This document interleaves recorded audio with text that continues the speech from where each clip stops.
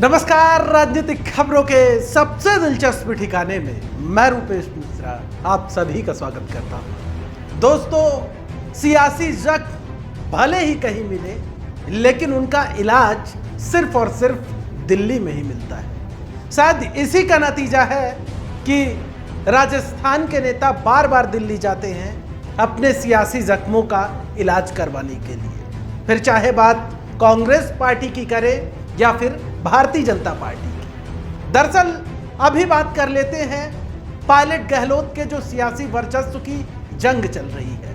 इस जंग में अपडेट ये है कि सचिन पायलट कल देर शाम दिल्ली पहुंच गए और पायलट के दिल्ली जाते ही ये चर्चाएं जोर पकड़ने लगी कि अब प्रियंका गांधी और सचिन पायलट की मुलाकात किसी भी वक्त हो सकती है। दरअसल इस बात के कयास तभी से लगाए जाने लगे थे जब प्रियंका गांधी अपने शिमला दौरे को पूरा कर दिल्ली लौटी थी और उनकी सिद्धू से मुलाकात हुई थी। उसके बाद कहा जा रहा था कि अब सचिन पायलट से भी मिलेंगी, लेकिन तब पायलट की मुलाकात नहीं हो पाई। पायलट जयपुर आ गए थे, लेकिन अब कहा जा रहा है कि प्रियंका गांधी सचिन पायलट से मुलाकात करेंगी और जो भी उनकी शिकायतें हैं उनकी शिकायतें सुनी जाएंगी और उनका निवारण किया जाएगा। क्योंकि अब वो वक्त नहीं रह गया है जब वक्त इन कामों में ज़ाया किया जाए कि या फिर इंतज़ार किया जाए कि शिकायतों का कब निवारण होगा, कब निस्तारण होगा। क्योंकि लंबे अरसे से पायलट कैंप इस जद्दोजहद में जुटा हुआ है कि जल्द से जल्द मंत्रिमंडल विस्तार करवा दिया जाए और राजनीतिक नियुक्तियों का पिटारा खोल दिया जाए। वहीं दूसरी बड़ी खबर यह भी है कि अब जो मंत्रिमंडल विस्तार के जो काउंटडाउन है वो कहा जा सकता है शुरू हो गया है और इसी माह मंत्रिमंडल विस्तार संभव है।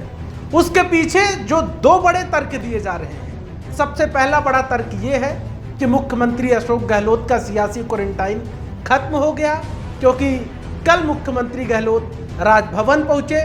लिहाजा कहा जा रहा है कि अब राजभवन और कांग्रेसी विधायकों की जो दूरियां हैं वो अब ज़्यादा नहीं रही है। जल्द ही वहां पर शपथ ग्रहण समारोह का कार्यक्रम आयोजित होगा।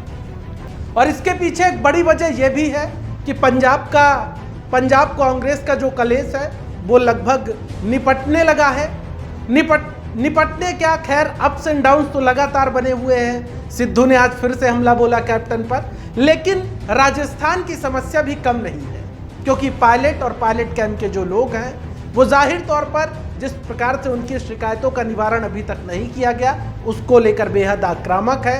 पायलट कैंप के नेता लगातार दिल्ली जा रहे हैं और अपनी शिकायतें भी दर्ज करवा रहे हैं। इसलिए कहीं ना कहीं ये जो सियासी जख्म है ये नासूर ना बन जाए, इसलिए जुलाई में मंत्रिमंडल करवा देना आला कमान को भी अब लग रहा है कि जरूरी हो गया है। वहीं दोस्तों, अब बात कर लेते हैं भारतीय जनता पार्टी की। दरअसल जैसी जूतम पैजार जैसी स्थिति कांग्रेस पार्टी में है, ठीक वैसी ही स्थिति भारतीय जनता पार्टी में भी है।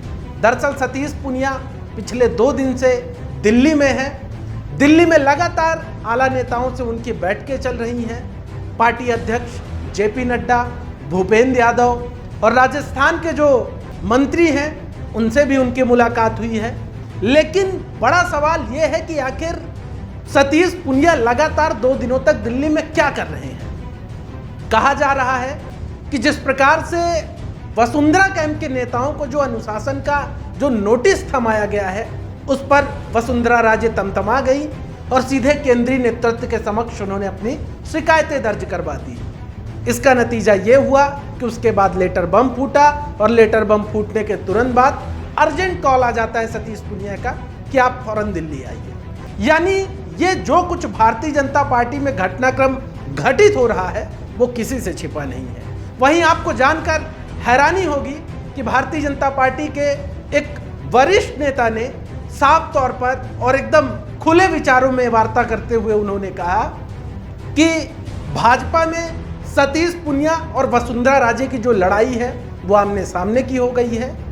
प्रदेश अध्यक्ष सतीश पूनिया ने पूरा दमखम लगा रखा है कि किस तरीके से वो अब उभर कर कहीं ना कहीं प्रदेश में सामने आए। वहीं वसुंधरा राजे भी अंदर खेमे से लेके लगातार वो दिल्ली तक सक्रिय हैं और उनके कैंप के नेता किस प्रकार से बयान दे रहे हैं वो किसी से छिपा नहीं है। कुल मिला के कहा जा सकता है कि राजस्थान में जो सियासी तपिश है वो भले ही मानसून आ जाए, लेकिन ये सियासी तपिश खत्म नहीं होने वाली है।